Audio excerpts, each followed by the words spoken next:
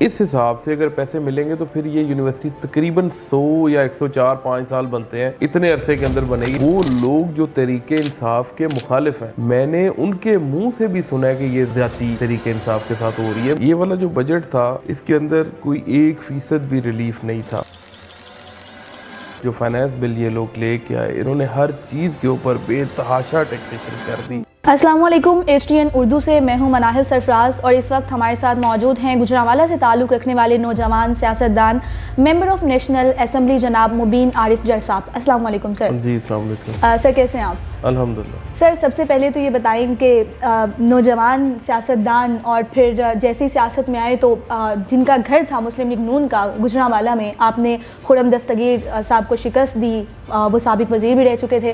اپنے اس سیاسی سفر پر سب سے پہلے تو تھوڑی سی روشنی ڈالیں۔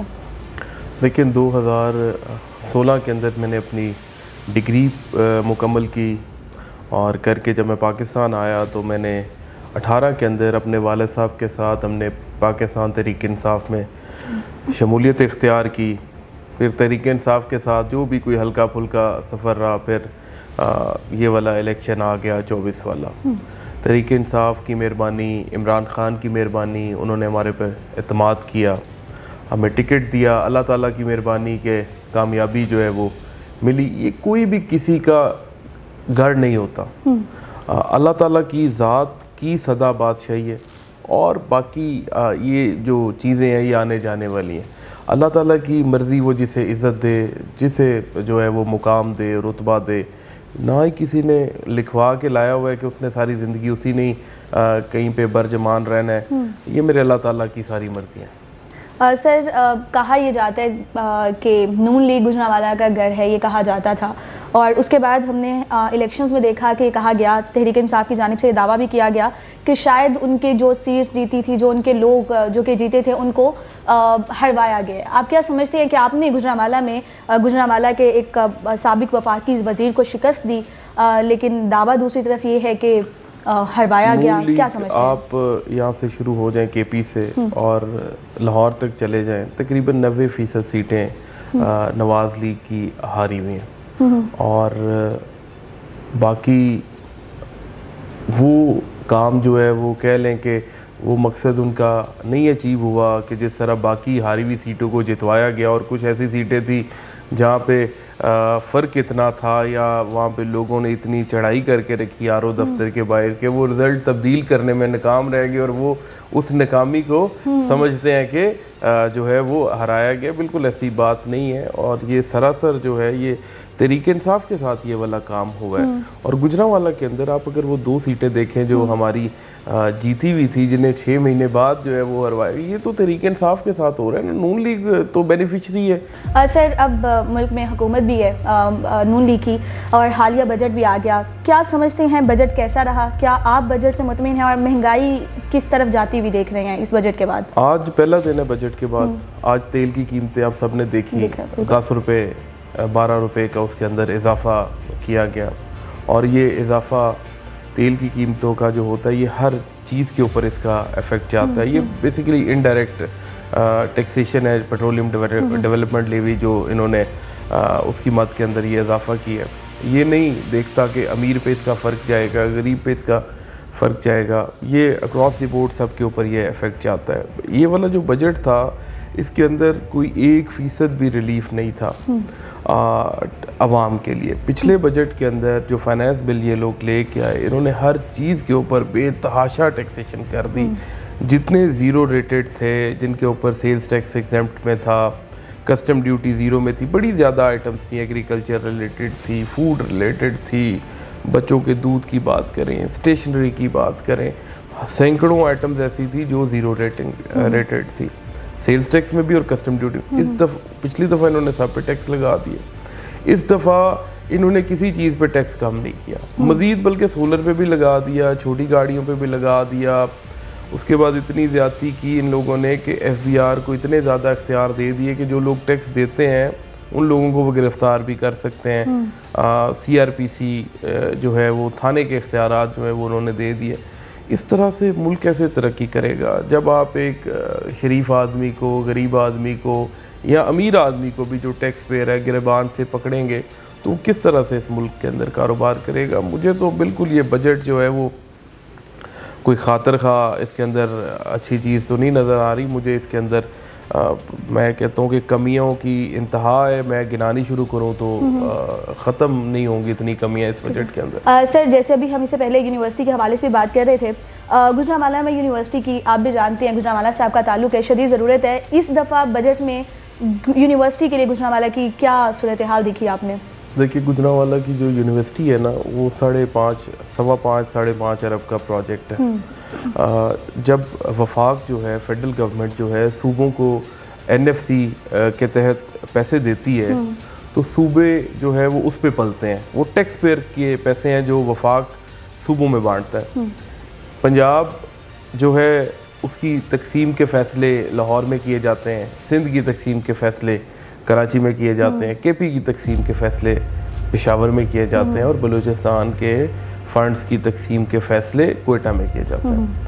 پہلے دن سے میری یہی گزارش ہے اور میں جو ہے وہ التجا کر رہا ہوں اور احتجاج بھی کر رہا ہوں کہ یہ جو اختیارات ہیں ایک شہر کے اندر جو کرنے والے ہیں, اسے جیسے وفاق نے اپنے اختیار صوبوں کو منتقل کیے, صوبوں کو بھی چاہیے کہ اپنے اختیار پروونشل فائنانس کمیشن کر کے ضلعوں کو منتقل کرے, اور وہ ہر ضلع اپنے جو سورسز ہیں اپنے اس سے خود جو ہے وہ نکالے کہ میں نے یہ سورسز کیسے اپنے جو ہے وہ اس کے خرچ کرنے ہیں, جیسے میں نے فنڈز کو کیسے یوٹیلائز کرنا ہے. ابھی گوجرانوالہ کی جیسے یونیورسٹی کی بات کریں, ہائر ایجوکیشن کمیشن جو HEC ہے, اور اسی طرح پنجاب کا جو ہائر ایجوکیشن کا ڈپارٹمنٹ ہے, پنجاب کے ہائر ایجوکیشن ڈپارٹمنٹ کے لیے 39 بلین جو ہے وہ مختص کی گئی ہے رقم اینول ڈیولپمنٹ پروجیکٹس کے اندر, ADP کے اندر.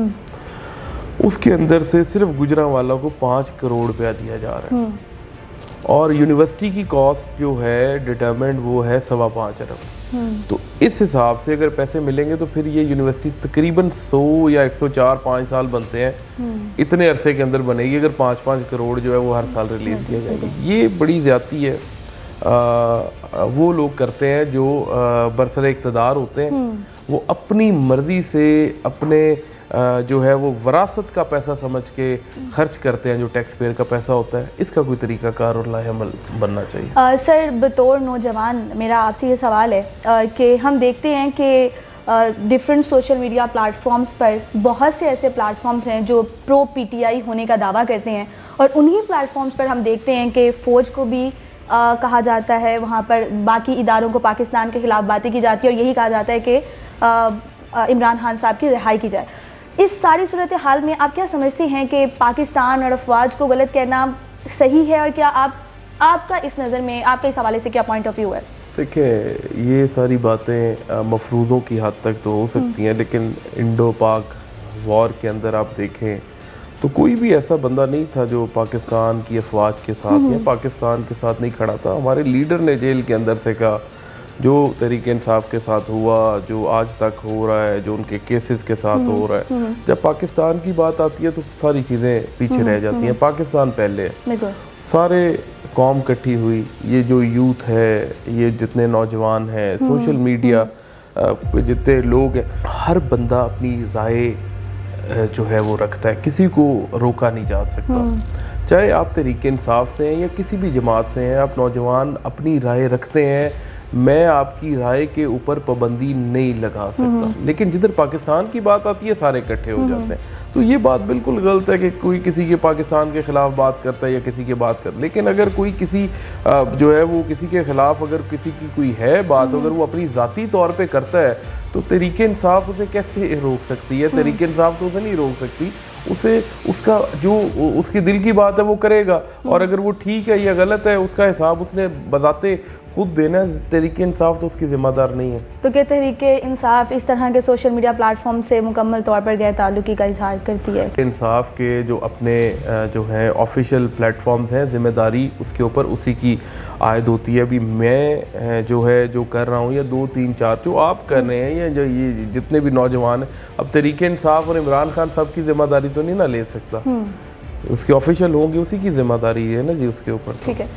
سر مجھے یہ بتائیے گا کہ کیا دیکھ رہے ہیں، کیا سمجھ رہے ہیں خان صاحب کی رہائی کے حوالے سے، اور کیا آپ کو لگ رہا ہے کہ کوئی حکمت عملی بھی اس حوالے سے اپنائی جا رہی ہے کہ خان صاحب کو جیل سے باہر نکالا جا سکے؟ دیکھیں، خان صاحب کو جیل سے 2-3 طریقے ہیں جن کے ساتھ نکالا جا سکتا ہے. ایک، عدالتیں جو ہے اگر انصاف مہیا کریں فوراً تو خان صاحب جیلوں سے نکل سکتے ہیں، اور عدالتوں کو کرنا پڑے گا. لیکن یہ جو چند دنوں کے اندر چیزیں دیکھنے میں آئی ہیں، وہ لوگ جو تحریک انصاف کے مخالف ہیں، میں نے ان کے منہ سے بھی سنا ہے کہ یہ زیادتی تحریک انصاف کے ساتھ ہو رہی ہے. میں بھی وہ اینٹی پی ٹی آئی ہیں، اور وہ بغض عمران میں اتنے لوگ آگے جا چکے تھے کہ عمران خان صاحب کی اچھی چیز بھی انہیں بری لگتی تھی. لیکن یہ میں نے پچھلے 10-15 دن سے دیکھا کہ وہ لوگ بھی یہ کہنے کے اوپر مجبور ہو گئے کہ یار یہ اب زیادتی ہے، یہ بس اس سے زیادہ جو ہے نا وہ اب جو ہے وہ قابل برداشت نہیں ہے. تو میرے خیال سے جو لوگ یہ زیادتی کر رہے ہیں، یا جو بھی ہے، یہ حکومت ہے،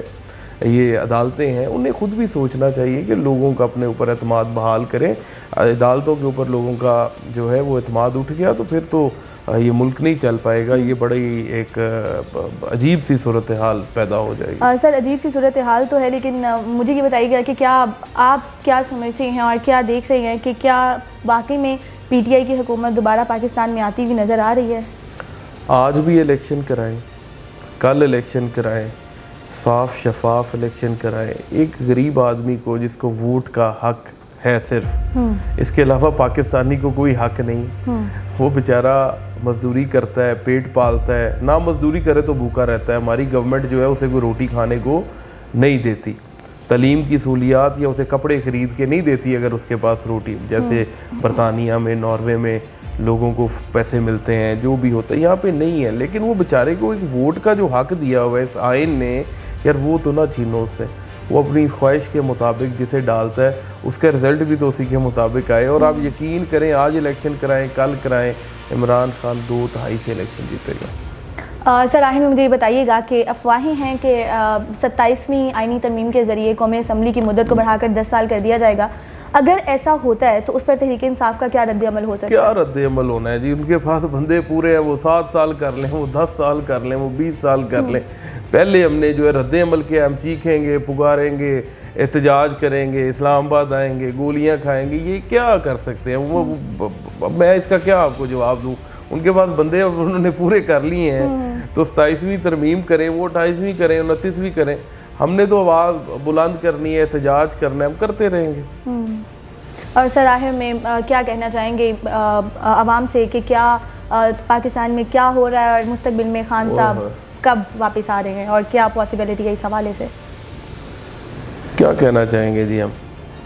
میں تو یہی کہنا چاہوں گا کہ بس سب کو سمجھنا چاہیے، اور اس حد تک نہ ہو جائے کہ امید لوگوں کی ختم ہو جائے اور مایوس ہو جائے ساری دنیا. ابھی بڑی زیادہ نوجوان ہیں، ان کے اندر مایوسی ہے، اور یہ مایوسی جو ہے اگر سب کے اندر پھیل گئی اور ہر بندہ مایوس ہو گیا، امیدیں لوگوں کی ختم ہو گئی، تو پھر کیا کرنا ہے ہم نے جی کہ اگر یہی ساری چیزیں اسی طرح چلنی ہیں. سر بہت شکریہ آپ کے وقت کے لیے. مبین عارف جٹ صاحب ہمارے ساتھ موجود تھے، اور انہوں نے بتایا کہ کیا ہو سکتا ہے مستقبل میں، اور خان صاحب کی رہائی اگر ہوتی ہے تو یقیناً جو ہے وہ پی ٹی آئی کی حکومت ایک دفعہ سے پھر سے پاکستان میں آئے گی. اسی کے ساتھ مجھے مناہل سرفراز کو دیجیے اجازت. اللہ حافظ.